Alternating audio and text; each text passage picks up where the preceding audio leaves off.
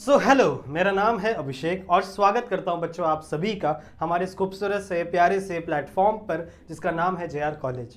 तो यार कैसे हो आप सभी लोग? आई होप आप लोग एकदम बढ़िया होंगे, आप लोग की पढ़ाई एकदम बढ़िया चल रही होगी बच्चों। सही है। तो जैसा कि आपको बताया, हमने हमारे इस प्लेटफॉर्म पे बहुत सारे वीडियोज़ डालना शुरू किया हुआ है बच्चों।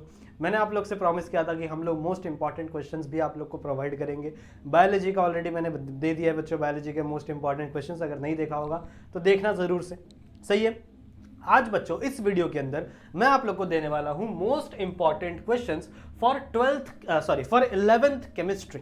देखो आप सही बच्चों के भी जो एग्जाम्स है वो आने वाले हैं, या फिर आप बहुत सारे बच्चों के एग्जाम्स चल भी रहे होंगे जो कॉलेज बेस्ड एग्जाम होते हैं, जो कॉलेज खुद कंडक्ट करवाता है। सही बात है। तो आज हम लोग डिस्कस करेंगे बच्चों वो लेसन्स, मोस्टली वो प्रोबेबली जो लेसन है बच्चों जो आपके नेक्स्ट सेम में आने वाले, मतलब इस वाले सेम में, और इस सेम के अंदर कौन कौन से इंपॉर्टेंट क्वेश्चंस आपसे पूछे जा सकते हैं हर एक चैप्टर के ऊपर। सही है। जो चैप्टर आप लोग का लास्ट ईयर मतलब सेम 1 में आया था उसे हम लोग इंक्लूड नहीं करेंगे, हम लोग सिर्फ सेम 2 को इंक्लूड करने वाले, और यहां पर हम लोग डिस्कस करेंगे हर एक क्वेश्चन के। सही बात है। अगर आपको इस चीज का पीडीएफ चाहिए, पीडीएफ फॉर्मेट में, इफ यू वांट दिस, सो बच्चों आप इस वीडियो को 1K लाइक्स कंप्लीट करवा दिए, यू नो द रूल्स। सही है। तो 1K लाइक्स कंप्लीट करवा दो बच्चों। जैसे ही 1K लाइक कंप्लीट होगा, मैं राहुल भाई को खुद बोलकर बच्चों इसको पीडीएफ फॉर्मेट में कन्वर्ट करके इसको टेलीग्राम चैनल पे अपलोड करवा दूंगा और साथ ही साथ हमारे ऐप पे अपलोड करवा दूंगा। तो आप दोनों ही चीज़ों को एक्सेस करके वहां पे इसका पीडीएफ डाउनलोड कर सकते हैं। अगर आपको नहीं करना, अगर आप बड़े ही ढीठ बच्चे हो, अगर आप नहीं करना चाहते 1K लाइक, अगर आप नहीं पसंद करते मेरे को, तो क्या करें फिर? ठीक है, चलो ले लेना इसमें से स्क्रीनशॉट, वैसे ले सकते हो आप लोग। ठीक है। तो मैं सारी चीज़ें बच्चों आज डिस्कस करने वाला हूँ, आज हम लोग डिस्कस करेंगे। ठीक है। इस मोस्ट इंपॉर्टेंट, आगे आ जाओ भाई, मोस्ट इंपॉर्टेंट क्वेश्चन वाली वीडियो को। ठीक है। जो कि बेस्ड है आपके 11th केमिस्ट्री से महाराष्ट्र स्टेट बोर्ड के लिए। चलिए आइए बात करते हैं बच्चों, आगे चलेंगे। ये जो क्वेश्चन पेपर है ये मैंने ही, मतलब जो क्वेश्चन दे रहा हूँ वो मैंने ही बनाया है, इसलिए मेरा नाम है और हमारे चैनल का नाम है। एक और चीज़ मैं आपको बता दूं कि जितने भी क्वेश्चंस मैं दूंगा बच्चों, मैं आप लोग को टॉपिक बता रहा हूँ। ठीक है। मैं आप लोग को टॉपिक समझा रहा हूँ कि इस टॉपिक से रिलेटेड क्वेश्चंस आपसे पूछे जाएंगे। क्वेश्चंस का फॉर्मेट डिफरेंट हो सकता है, आपके एग्जामिनर के ऊपर डिपेंड करता है बच्चों। वो क्वेश्चंस थोड़ा सा अलग तरीके से ट्विस्ट करके आपको प्रोवाइड करेगा, पर उसका आंसर चेंज नहीं होगा, उसका आंसर सेम होगा। और साथ ही साथ बच्चों यहाँ पर मैंने न्यूमेरिकल्स को कंसिडर नहीं किया हुआ है। अगर आपको न्यूमेरिकल्स के ऊपर वीडियो चाहिए तो बोलना, मेरे को बताना कमेंट सेक्शन में, उसके ऊपर मैं एक अलग वीडियो बना दूंगा। पर यहाँ पर हम लोग सिर्फ ज्यादातर न्यूमेरिकल्स को डिस्कस नहीं कर रहे हैं, ज्यादातर हम लोग क्वेश्चंस को डिस्कस कर रहे हैं। सही बात है। ठीक है, चलेगा। तो आ जाओ बच्चों, चलते हैं हमारे सबसे पहले लेसन पे, that is nothing but the state of matter, gaseous liquid state. ठीक है। इसकी बातें हम लोग आज के हमारे इस वीडियो में करेंगे। सबसे पहला लेसन देखिए कौन कौन से मैंने यहाँ पर क्वेश्चंस दिए गए हैं। जो सबसे पहला क्वेश्चन है बच्चों, state the properties of 3 state of matter, मतलब जितने भी 3 स्टेट ऑफ मैटर है बच्चों, उनकी प्रॉपर्टी आपको बतानी है। ठीक है। उसके प्रॉपर्टीज आपको डिस्कस करने हैं। Right a short note on dipole movement, dipole movement के ऊपर आपको एक शॉर्ट नोट लिखकर प्रोवाइड करना है। सही बात है। क्वेश्चंस के फॉर्मेट मैंने जैसे आपको बताया अलग हो सकते हैं, थोड़े से डिफरेंट हो सकते हैं, बट आपको क्वेश्चन के आंसर सेम ही देखने के लिए मिलेंगे, यही चीज आपको याद करनी है। थर्ड क्वेश्चन क्या है बच्चों, explain the effect of dipole movement on boiling point with an example, मतलब बॉइलिंग पॉइंट पे क्या इफेक्ट होगा डाइपोल मूवमेंट का, that you have to explain. फिर चौथा क्या है बच्चों, गिव रीजन, एक रीजन आपको देना है। जो बेंजीन है has showed zero dipole movement, benzene zero dipole movement show करता है, मतलब इसके अंदर कोई भी डाइपोल मूवमेंट नहीं होता, फिर भी बच्चों ये लिक्विड स्टेट में कहां एग्जिस्ट करता है, that you have to explain, that you have to give the reason. सही बात है। आगे चले। आगे क्या है बच्चों, आगे है आपका explain Boyle's law, explain Boyle's law with the help of diagram, diagram की हेल्प से बच्चों आपको बॉयल्स लॉ एक्सप्लेन करना है। और एक और क्वेश्चन है एक्सप्लेन चार्ल्स लॉ। तो ये दोनों ही बहुत इंपॉर्टेंट है बच्चों। इन दोनों में से कोई एक क्वेश्चन आपके एग्जाम में 101% आएगा, तो जरूर से इन दोनों लॉज को पढ़ के रखना, दैट इज बॉयल्स लॉ और चार्ल्स लॉ, बहुत इंपॉर्टेंट टॉपिक्स है। चलिए आगे चले। चलो अगले लेसन पे चलते हैं बच्चों, that is nothing but your adsorption, adsorption और कोलिजन। आ जाओ बात करते हैं अपने अगले लेसन की, that is absorption and collision वाला चैप्टर। आ जाओ आ जाओ। ठीक है। डिफाइन द फॉलोइंग टर्म, क्या है बच्चों, define the following term, adsorbent और एड्सॉर्बेट, इन दोनों टर्म्स के डेफिनेशन आपको आनी चाहिए, क्योंकि ये बहुत इंपॉर्टेंट है, पूछा जाता है। सही बात है।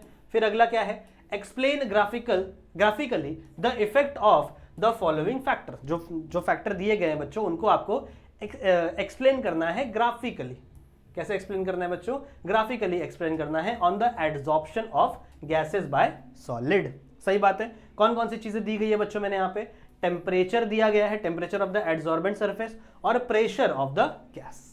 समझ रहे हो? ये आपको क्या करना है? एक्सप्लेन। लेट्स मूव टू नीचे। अच्छा, इसका आंसर भी है ऑलरेडी, पर चलो ये आंसर मैंने गलती से शायद दे दिया है। डोंट फॉलो दिस, इसको मत देखना, ठीक है? ये आंसर मैंने शायद लिख रहा था तो मैंने गलती से दे दिया होगा, पर इसको इतने पार्ट को भूल जाओ। आगे चलते हैं अपने तीसरे क्वेश्चन पे। तीसरा क्वेश्चन क्या है बच्चों?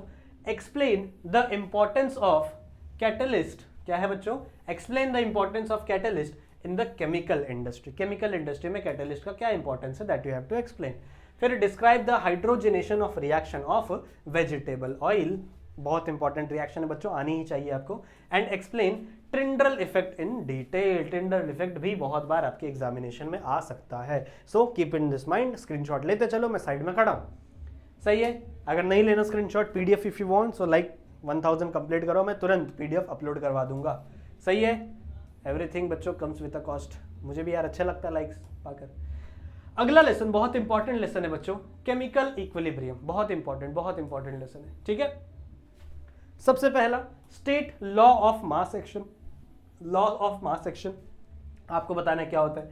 Differentiate irreversible and reversible reaction. Irreversible और रिवर्सिबल रिएक्शन के बीच में डिफरेंशिएशन लिखना है। अगला क्या है? Derive the expression of equilibrium constant of KC, ठीक है, फॉर द रिएक्शन। कौन सी रिएक्शन है बच्चों? A plus B give C plus D, और यहां पे देखो रिवर्सिबल का सिंबल दिया हुआ है। समझ रहे हो? तो इसका एक्सप्रेशन निकालना है केसी के लिए। This is the derivation. बहुत इंपॉर्टेंट डेरिवेशन है, हर बार एग्जाम में पूछा जाता है। चलेंगे आगे चलेंगे बच्चों। चौथा क्वेश्चन देखो क्या दिया हुआ है। What are the characteristics of equilibrium constant? Equilibrium constant के कौन कौन से कैरेक्टरिस्टिक्स हैं? That you have to explain। सही बात है। फिर पांचवा क्वेश्चन क्या है? Summarize effect of the following 4 factor on the position of equilibrium and the value of Kc। मतलब Kc, C नीचे लिखना चाहिए था मुझे छोटा, चलो कोई बात नहीं। तो you have to summarize the effect, इन सबके इफेक्ट किसके ऊपर? कॉन्सेंट्रेशन का इफेक्ट, प्रेशर का इफेक्ट, टेम्परेचर का इफेक्ट, और भी है क्या नीचे? आई थिंक और भी होगा, yes. And the last one is catalyst. इन चारों का effect you have to summarise. ठीक है, समझ में आ गया बच्चों। आगे चले अगले लेसन की तरफ। चलो नेक्स्ट लेसन, अगले लेसन की तरफ चलते हैं बच्चों। अगला लेसन है आपका न्यूक्लियर केमिस्ट्री। कहा गया nuclear chemistry and radio activity. क्या क्वेश्चन है पहला?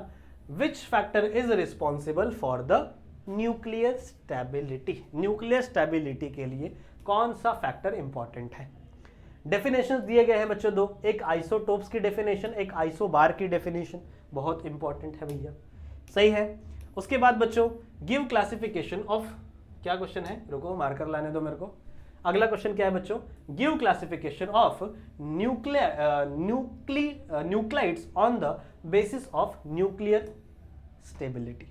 बहुत आसान आराम सा क्वेश्चन है। फिर अगला क्वेश्चन क्या है? Derive the relationship. देखो बच्चों यहां पर मैं सिर्फ क्वेश्चन डिस्कस कर रहा हूं, आंसर डिस्कस करने नहीं आया हूं। आंसर मुझे पता है आप लोग, मैं बता भी दूं फिर भी आप लोग ज्यादातर टारगेट पब्लिकेशन या ऐसा कोई पब्लिकेशन का नाम नहीं ले रहा मैं, पर मोस्टली आप लोग किसी ना किसी रेफरेंस बुक से ही यूज करोगे। सही बात है, ठीक है, तो रेफरेंस बुक यूज करो, कोई दिक्कत की बात नहीं है। उसके बाद क्या है बच्चों? Derive the relationship between the half life and the decay constant of the radio element. सही बात है। फिर name the most stable nuclide known. कौन सा सबसे ज्यादा स्टेबल न्यूक्लाइड है बच्चों नोन में?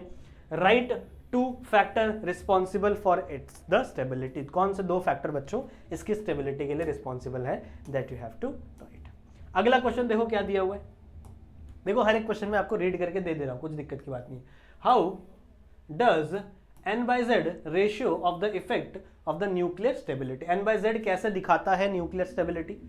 Explain with the suitable diagram. इसको एक्सप्लेन करिए। 7वां क्वेश्चन और आखिरी क्वेश्चन क्या है? देखो ये यहाँ पे आपको एक छोटा सा न्यूमेरिकल दिया हुआ है, पर ज्यादा न्यूमेरिकल मैंने यहाँ पे कंसिडर नहीं किया। जो न्यूमेरिकल मेरे को थोड़ा सा इंपॉर्टेंट लगा वो मैंने यहाँ पे दिया हुआ है। ये शायद आपके टेक्स्ट बुक का ही न्यूमेरिकल है, तो एक बार उसे प्रेफर देख लेना। ठीक है, ले रहे हो स्क्रीनशॉट? चले हम लोग आगे। लेट्स मूव और बढ़ते हैं बच्चों। 14 देखो 14-15 जो चैप्टर है वो सेम 1 में आया था। जो कार्बन वाला जो चैप्टर था ना केमिस्ट्री हाइड्रोकार्बन वाला, वो आपका ऑलरेडी आया हुआ है। सो हम लोग आते हैं बच्चों हमारे आखिरी चैप्टर की तरफ, that is chemistry in everyday life. सही है। सबसे पहला क्वेश्चन क्या है, write a note on nutrients. Nutrients के ऊपर आपको नोट्स लिखना है। How are the chemical reaction of किसका, फूड स्टफ्स का, with the environmental controlled during storage. Storage के समय पे कैसे इनका रिएक्शन हम कंट्रोल करके रखते हैं। अगला क्वेश्चन क्या है, आ जाओ ऊपर। चलो अगला क्वेश्चन क्या है, कुछ आखिरी क्वेश्चन बचे बच्चों। अगला क्वेश्चन है, what is the main M of food preservation and food processing method. इसका मेन एम क्या है, बहुत आसान है बच्चों, ये सब आप खुद से भी लिख सकते हो, मुझे पता है।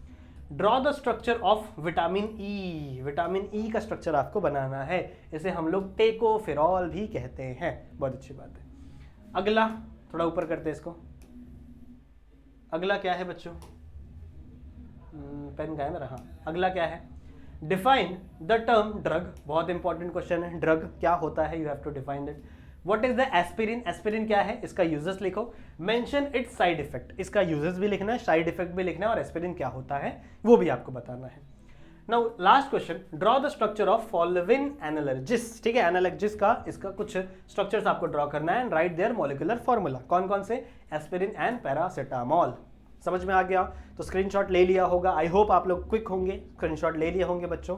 सही बात है, अगर नहीं ले पाए हो तो कोई दिक्कत की बात नहीं, 1000 लाइक्स कंप्लीट कर देना। ठीक है, आप लोग को इसका पीडीएफ मैं अपने टेलीग्राम चैनल पर अपलोड कर दूंगा, चलेगा। ठीक है बच्चों, सो आई होप ये वीडियो आप लोग को पसंद आई होगी। जितनी भी चीज़ें मैंने समझाई हैं, बताई हैं, वो चीज़ें आपको समझ में आई होंगी। बाकी मैं मिलता हूँ ऐसे ही और वीडियोज़ में, जहाँ पे हम लोग और भी बहुत सारी चीज़ें डिस्कस करेंगे। तब तक के लिए आप अपना ध्यान रखना and keep studying. Bye bye.